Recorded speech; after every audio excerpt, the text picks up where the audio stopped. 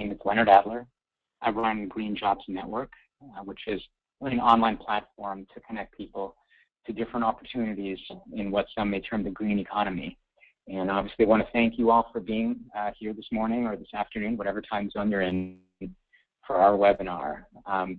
Green Jobs Network runs a regular series of webinars on a range of topics, and I'm definitely excited to have our special guests, so we'll be talking a little bit more in a moment. A couple of brief logistics as we get started. We should be done no later than the top of the hour. So again, we know your time is valuable, so there's going to be a presentation that takes place, and then there'll be some time for a Q&A. Also, so you know, this session is recorded, and we'll do our best to make that available to folks afterwards. And in terms of questions, again, there will be opportunity for questions. In your GoToWebinar control panel, there should be a questions little module. You can just type your questions into there. And again, we'll do our best to have those answered by the end of the session. And again, just to mention, so our focus for today, as I think everyone should know, is the opportunity to potentially launch a green franchise with a company called Clean Air Lawn Care. And we're really fortunate to have two folks from that team with us today, and that's Kelly, who's the CEO and founder, and Brian, who works on business development activities. So in terms of the way we're going to do the session, I'm going to be turning over basically the program to Kelly and Brian, and you'll see both slides and hear them go into things. So, and then one last kind of logistical item. If for some reason you're having some kind of audio or video problem, definitely use your question box so if I can see it and note and can relay that to folks if you need to do something about that. So, all right, and then with that, we're going to just get the program rolling. So I'm going to now pass on things to Brian, and we'll hear all about Clean Air Lawn Care. About one moment.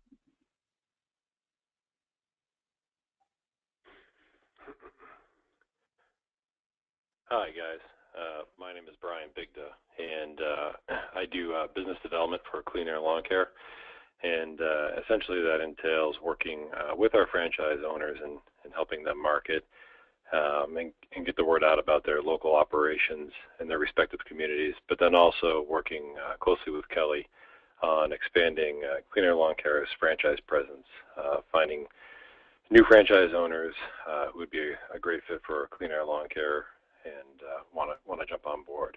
So I'll be managing the presentation side of things today, flipping the slides for Kelly, and I'm assuming everybody can see everything okay. If you can't, I guess just shoot Leonard a quick message and we'll try to get that figured out. But what you should be seeing is a welcome message with the Clean Air Lawn Care logo on it, image of a moose, and then also a picture of Kelly Gerard, the CEO and founder, and the gentleman who will be presenting today. And I guess with that, I'll introduce Kelly.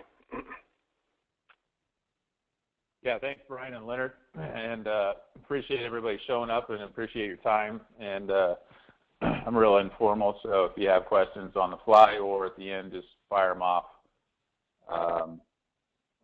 It's probably go for about 20 to 25 minutes or so. It varies a little bit, but it won't be too terribly long. So don't go away, and it won't be too long before you can fire off some questions. So I'll just give you a background about myself real quick and the company also, as it relates to, so you understand where I'm coming from. I'm not a PhD in turf or anything like that. Know a little bit about lawn care. It's an interest of mine for sure, but our passion and my passion is with sustainable business model as a future vehicle for our corporation's growth and also just the growth of the economy in general, just the way things should go. And so lawn care happens to be where we landed and what we were looking for. And it's an area that is very, what I would call one of the last dirty frontiers in the United States that can be easily remedied, and get into the details on all of that. But that was the impetus behind it. I spent 10 years as a stockbroker, and my background is I have a master's in economics and a bachelor's with environmental analysis and policy. And my I know how to mow a lawn and put down some treatment fertilizers, that kind of thing, but I'm not. I can't tell you about nematodes and soil science, so I wouldn't ask questions about that. To give you a little bit of a background here, what we saw in this industry was an opportunity as a disruptive entrepreneur, basically. And that's really what we're talking about as a business opportunity or job creation for yourself or a team in your corporation would be is, you know, there's an existing market out there, lawn care, that's $15 billion a year big. And each community we go into, and even after we've been in sub-communities we go into, is, you know, we're disrupting that market. We're saying, hey, here's a way we think you should do it, and we think our way is better. It costs a little bit more, but it's the right way to do it. So that in general is what we're talking about, where it's a niche we're targeting. It's also a long-term trend we believe we can change the whole industry with. And we've started to demonstrate that over the last couple of years, and I'll get into some of the growth there too. But again, lawn care, between the lack of catalytic converters on these mowers, trimmers, and blowers, and then the overuse of chemicals on lawns in the spirit of getting rid of weeds and making them green, makes lawn care one of the last true dirty frontiers in the U.S. Fairly unregulated too. So the general premise and the history of the company here, I'll get into a little bit, is 2005 we came across the statistic that 10 to 12% of the nation's air pollution comes from small engines, and the majority of that comes from lawn care small engines. So again, the lack of catalytic converter on the mower, the trimmer, and the blower. That means that the gas in hydrocarbon form or nitrous oxides, CO, CO2 are just spewing into the air directly. There's no capture system, and the pollution rate is extremely high. So that statistic alone was startling, and what led us to start exploring if there was a for-profit venture opportunity here to attack that on the people, planet, and profit front. So, in 2006, we tested it. Well, we opened it in Fort Collins, Colorado, and it went well. But our revenue there was probably $8,000 for the year. It was busy, but it was kind of chaotic and not profitable or terribly productive, but it had a ton of potential. And to give you an idea, we're looking at revenue nationwide this year of about $4 million. So, from 2006 to 2013, that's roughly where we've come from. So in 2007, we put together and tested 10 markets across the United States. We just put a truck and equipment and an employee in 10 different markets, major markets in the U.S., to test it out. And that went really well from the reception of the customer. Still working out kinks, but very well received in places everywhere from Atlanta to Seattle. So 2008, we franchised and started selling franchises in 2008. And since then we've got about 30 owners at about 45 territories, headed towards 50 territories and 40 owners right now. We're in about 10 states. The major ones are Washington, California, Oregon, Texas, North Carolina, Massachusetts, Colorado, and then some smaller, like Jackson Hole, Wyoming, and Grand Rapids, Michigan, and some things like that. We're looking at Florida, Atlanta, expanding in Boston and Los Angeles. So those are some of the markets we're looking at right now. So we're basically open to the right people. That's how we've decided to grow this business, is the right people, rather than try to dictate, here's the area we're going to start in and here's where we're going to go next, like a marching army. We're letting the people that are passionate and want to do this lead us where we're going to go. Brian, if you could, okay, so he's already on low emissions mowing here. So again, the two core issues with lawn care are, this terrible pollution that the machines create, and then the chemical overuse in, making the lawn green and weed free. And to get more into the emissions piece, basically what's going on is, and you can smell it when you turn on one of these machines, is the engine isn't burning the gas efficiently, number one, and so you get this hydrocarbon release. You can smell the gas in the air. That translates to low-level ozone. It's very unhealthy. There's also a large degree of spillage with gas, just in terms of, getting it into the machines, getting it from the pump to the machine. And then you also have just a very nasty burning engine where it releases a lot of pollution, to the point where, some of this equipment, in an hour, you're seeing, 5 to 10 pounds of air pollution created.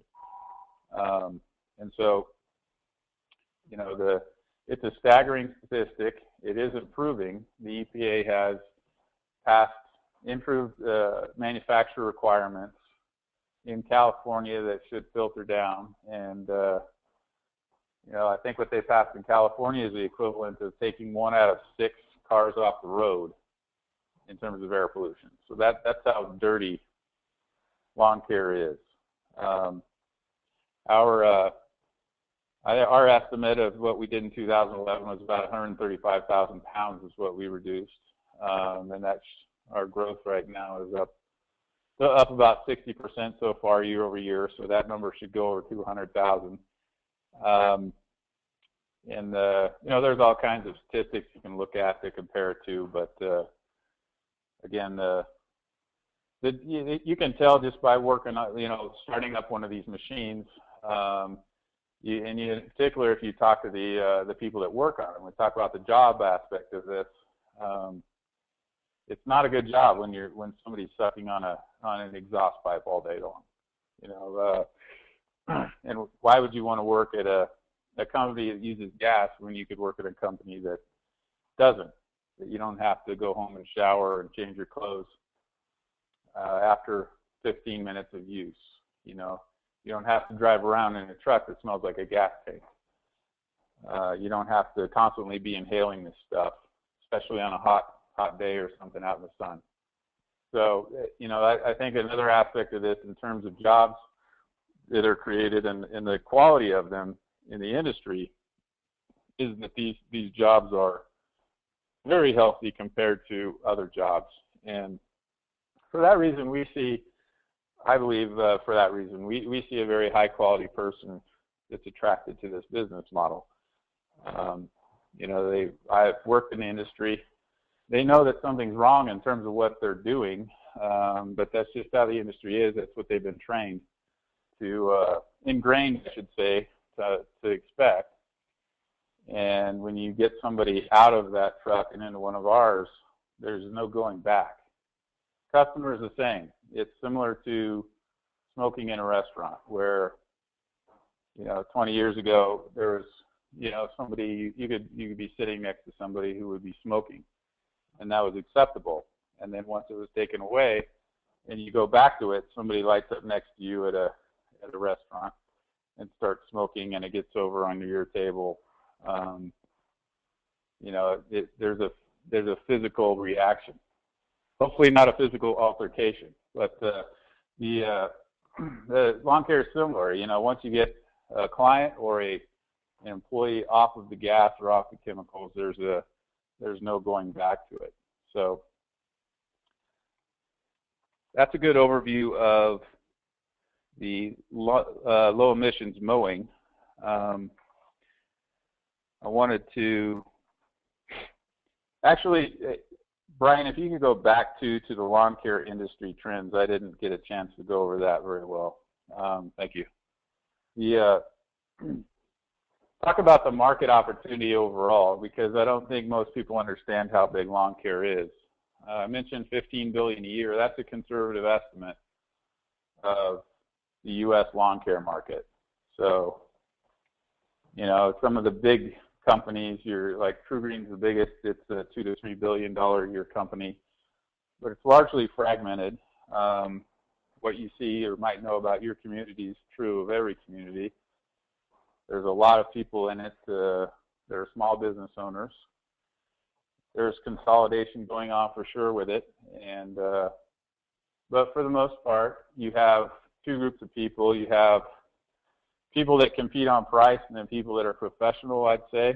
The people that compete on price, you know, are a guy in a truck, and whether he's under the table or not or whatever, but you know, he's selling price. His mow price is $21 or whatever, and you know, somebody comes along and offers 20, and he loses half of his clientele.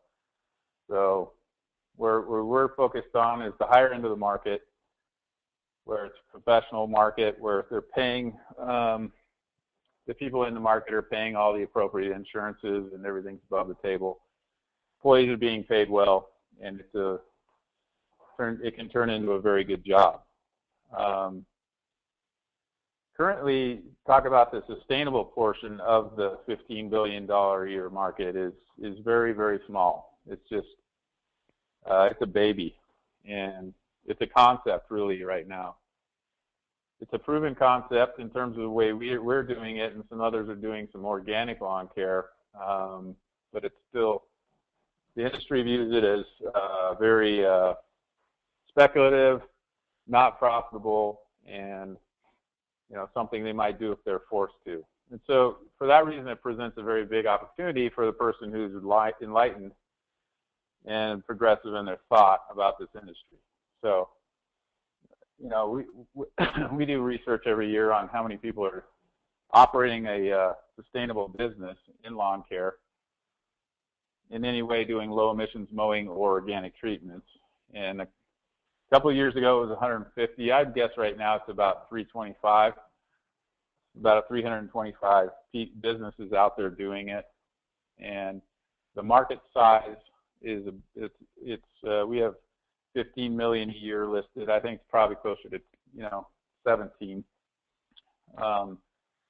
going into this year, but you're talking about just a fraction of the 15 billion a year in 15 million a year that's actually doing this. So, you know, what that means is there's a tremendous upside to it. If you buy into the concept that this is where it's headed, or at least a significant portion of the market is headed this way, then, you know, it's very clear that the trend is in your favor. You know, any kind of business opportunity or job, career you might want to get into, in our opinion, it's always better to have the trend in your favor rather than against you. You know, you wake up in the morning and your business is worth more. You don't have to do anything. And so as we see this percentage expand, you know, what we see is 10% of the market will be with sustainable lawn care, organic lawn care, you know, in the next 10 to 20 years, somewhere in that window. So a very rapid shift, similar to food, and can talk more about that later. But the market is, lawn care is so big, and so there's so much opportunity. You know, it doesn't matter even if somebody's already doing this in your community. You know, there's just plenty of grass to go around. So, and we're certainly all about expanding that, because we don't believe we can do it all, and we're not interested in trying to. Our goal and hope is that you know, there's zero emissions with lawn care, or close to. So move back to the low emissions slide there, Brian, and I'll kind of talk a little bit more The way we accomplish this is with electric and biodiesel predominantly. We don't buy into propane. That's a common thing in the industry now. But propane is not a renewable energy source. It is a clean burning source, but it's not renewable. It's still tied to petroleum. We're only focused with our equipment on renewable energy, and because of its quietness and because of its clean and just also just easy to operate and maintain, the electric equipment is what we believe to be the best. So we're seeing a shift of the manufacturers and toward lithium technology from lead acid that's making these batteries recharge quickly to the point where, you know, we can have a person on a commercial route who is full-time on a blower or mower or trimmer working off 2 batteries. So we'll also have a portable solar charging unit on our trucks that is essentially a solar generator. And so that employee would use up a battery and you know, need to get recharged. He'd take the battery over to the solar unit, plug it in, and use the other battery. By the time the second battery was dead, the first battery is recharged, and so there's a swap that just goes on. There's no gas tank. It's coming from the sun. And we go just as fast as anybody using gas. A lot faster in that we don't have to go to the gas station. So, and again, that person isn't sucking on fumes all day long as they operate. You know, somebody on a commercial route runs a machine for 6 hours a day. And you think about what they're taking in their lungs over that 6 hours in one day, and then 5 days for the week, and then 40 weeks of the year. You know, it really adds up. Also, biodiesel. Biodiesel is something we use in our heavier equipment that there is an electric horsepower capability to. So we'll take a standard, you know, diesel mower, usually a large one, and convert it to biodiesel. And our biodiesel, we're burning is B100. It's not B20. It does have an emission to it, but it is a renewable energy, and it has a greatly reduced emission to it. There is some carbon emission to it. But that's basically how we're achieving this low emission mowing. We're also not calling it emission free, but that is the longer term goal. So our biodiesel equipment can run all day long, and you know goes just as faster than gas. So you know, on the competitive level, the technology is there. You know, there's some definite nuances to the equipment and skills and systems that are different, but there's also cost benefits to it now too. You know, from our perspective, we want to see gas at $10 a gallon. You know, that would mean our competitors have to raise their prices. We could raise our prices with them, and that would be profit to us and cost to them. Hey, Brian, maybe you could go to the the organic treatment side now, the next slide. Yeah, so the other aspect to the service that we provide, and is really a separate job, is the organic treatment portion. So we'll go to the property every week and mow, and then we'll go every 6 to 8 weeks and give some sort of soil application. And so what we're trying to do in our programs is build healthy soil. Your chemical program is based on basically creating a sterile environment where there are no bugs, there is no Mother Nature. They're devoiding that, and then you know, running a system of similar to an athlete on steroids or a drug addict, where you create a dependency for the grass, the turf, and it needs to be fed. And it's very effective for creating green grass and no weeds. It also has very harmful effects on pets, children, bees, anything that's supposed to be out there.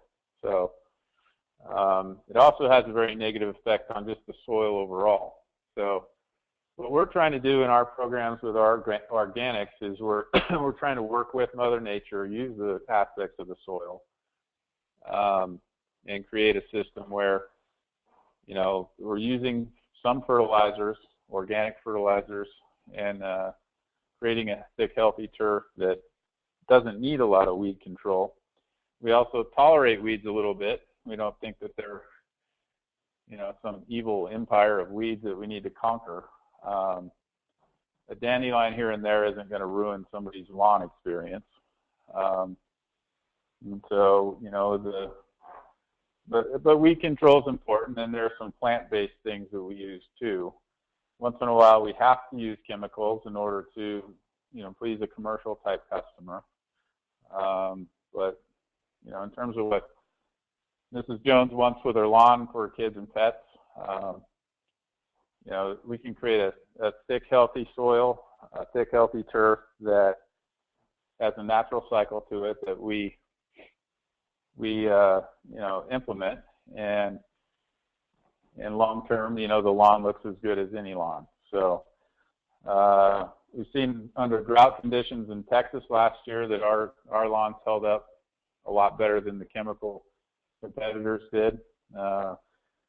That's because it had a healthy root system and healthy soil already in place when say drought came along.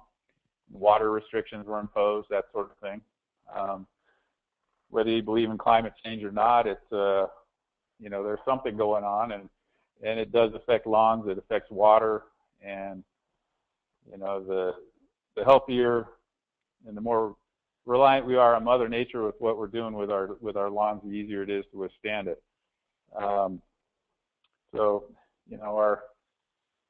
We'll run a 6-step treatment program where 3 of those are fertilizers and 3 of those are soil builders, similar to like a compost dressing or a compost tea.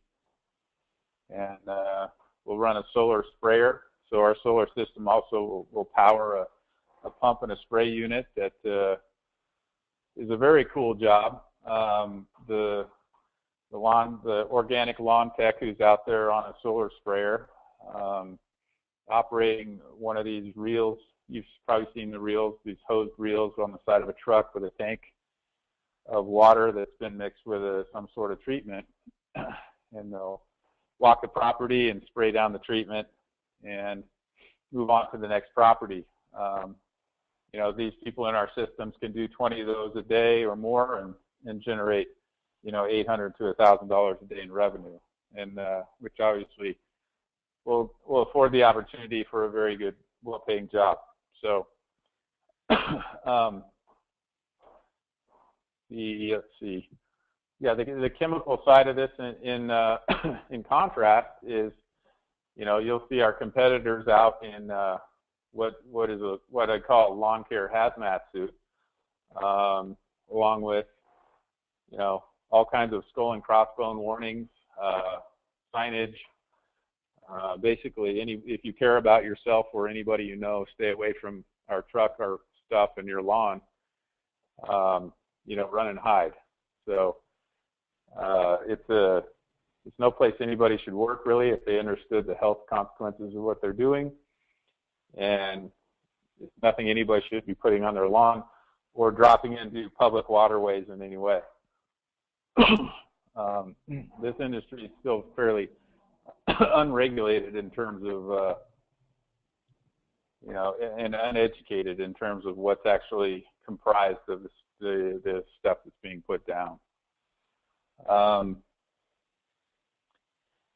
Yeah, Brian, if you could move on to the next one here.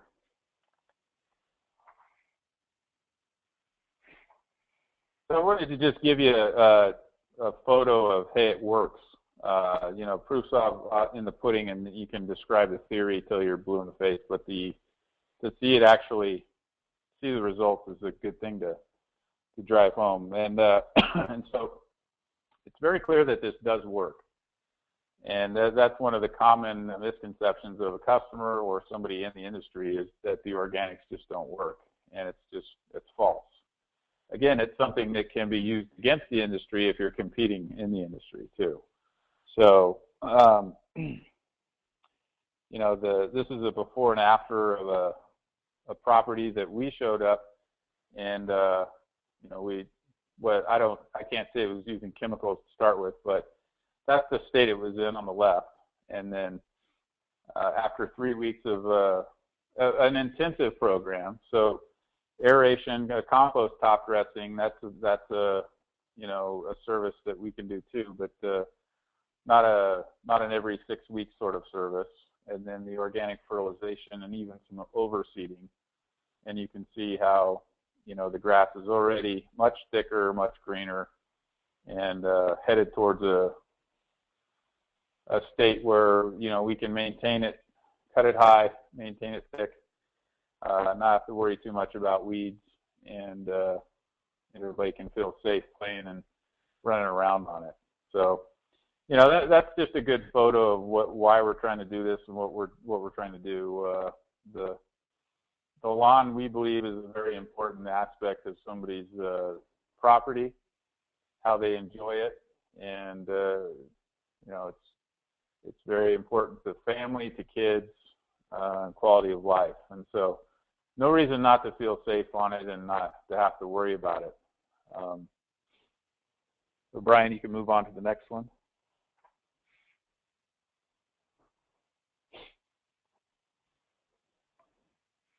So, you know, wrap up with some big picture overview here again of the industry and the opportunity, both for, you know, as a business owner or an employee, or a, you know, kind of an owner operator, however you want to look at it.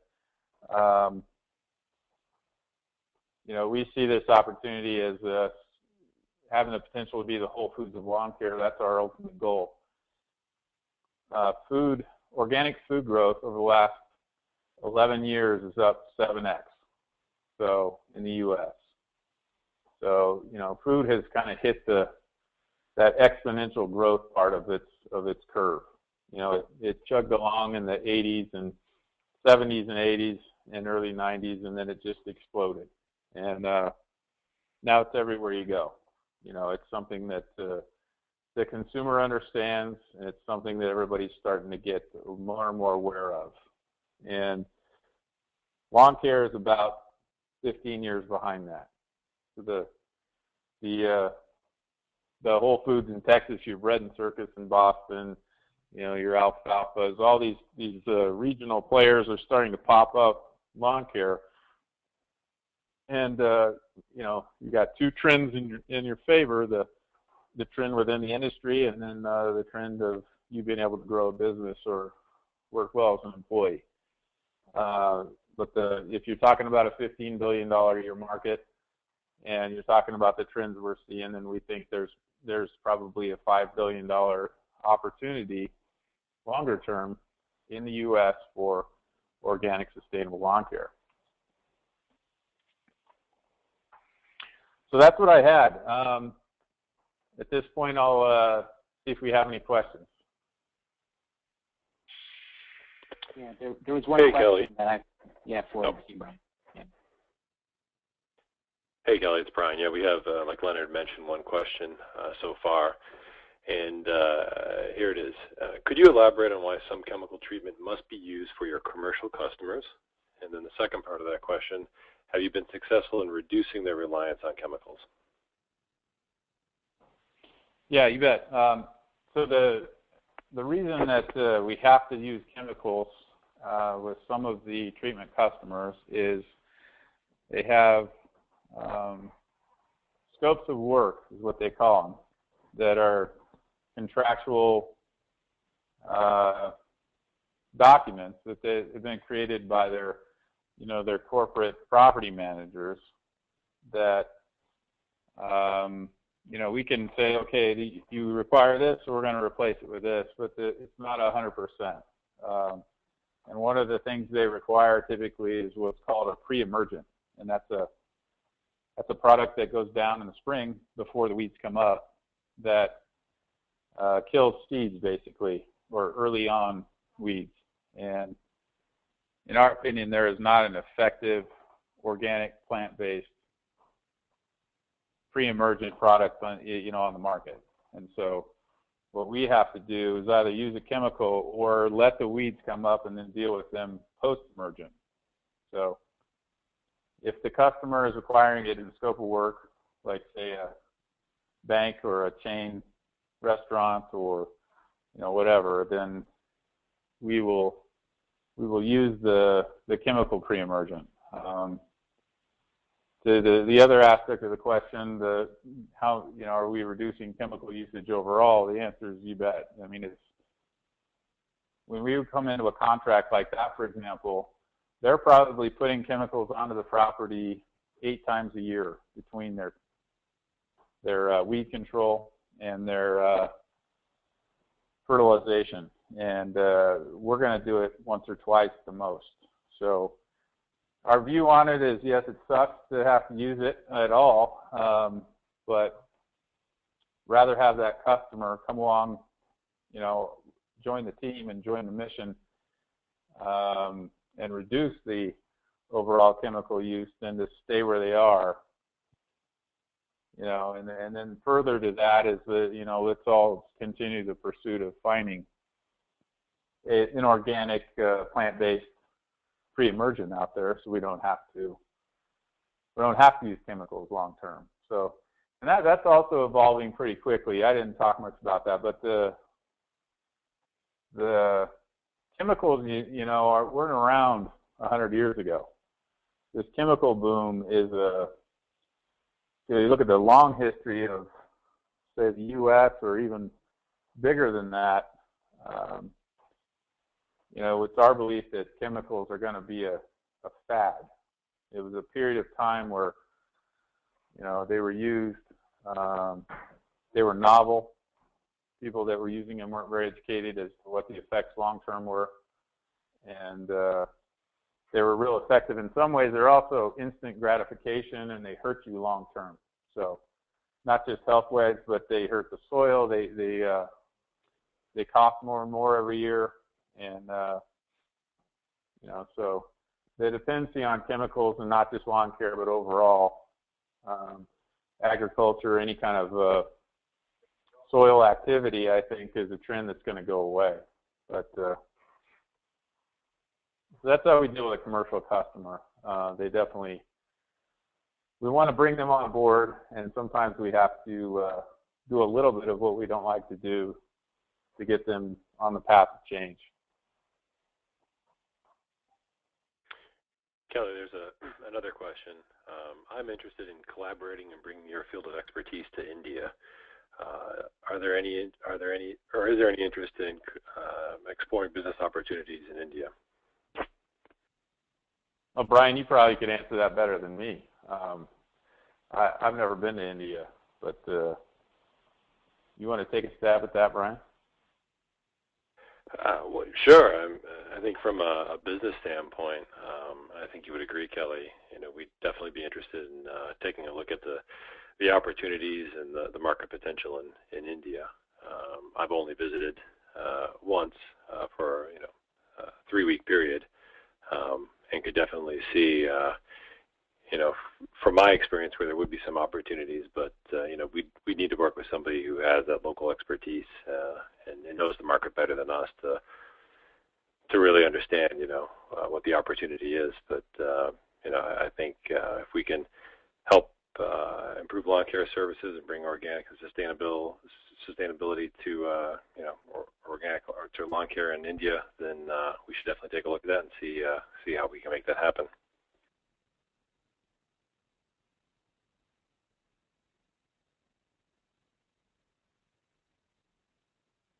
We have another question. So this question is, what is required to get started in launching a green franchise business with Clean Air Lawn Care? Yeah, so I'm going to assume that's a financial question. There are some requirements in terms of personality traits and character stuff that is more just fun, qualitative things we do. But the financial end of things is $50,000 liquid is what I say. When somebody asks that, and that would include the franchise fee, the startup equipment, and $10,000 in working capital for both marketing and payroll, that sort of thing. Give yourself a buffer before the cash flow comes in. But the model cash flows very quickly because we do mowing. We can, if somebody's in the field, they can cash flow our model within 15 customers. And I think it's around 25 if they have somebody working for them.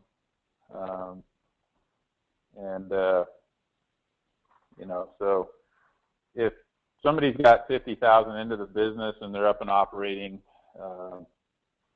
and they're, it should get them to the point where they then can decide, do I want to grow organically through, the cash flow, or do I want to add more capital to accelerate the growth? And so, what we look for in our requirements is, a net worth of around 100,000, 50,000 that's liquid. So.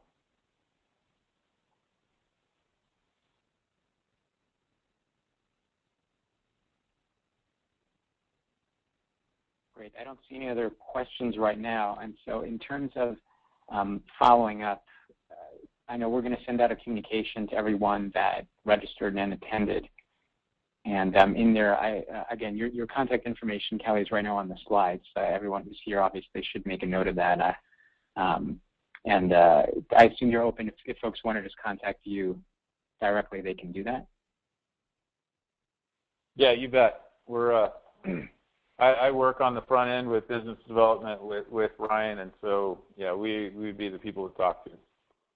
Great. Okay. And again, we'll make sure that, again, for everybody who's on the webinar, that we'll make sure we include both Kelly and Brian's contact information. So if you do want to follow up with them on this. So, and just as someone who is listening to the presentation, I thought it's great. It's wonderful to hear people who are passionate and inspiring in terms of, seeing needs and just wanting to make things better and healthier. And in a lot of the webinars that I do, it's I don't call them more traditional jobs. It's jobs working for an employer. But I think it's great to be able to highlight. I was actually speaking to some graduate students yesterday who were kind of on a career exploration visit, and I did try to mention them besides finding a job. For some people, again, it's definitely not for everybody, but the notion of creating your own job is something that I like to try to mention to folks. So, your presentation today is a great real-life illustration of that. So, again, I'd obviously thank both of you, Kelly and Brian, for taking the time and explaining the business and making things a little bit healthier out there. Yeah, you bet. Thank you, Leonard. It was a pleasure. Yep. Thanks, Leonard, and thanks everyone for attending. Okay, great. So with that, again, just want to thank everybody for your time, and we will call this webinar a wrap. So again, thanks everyone.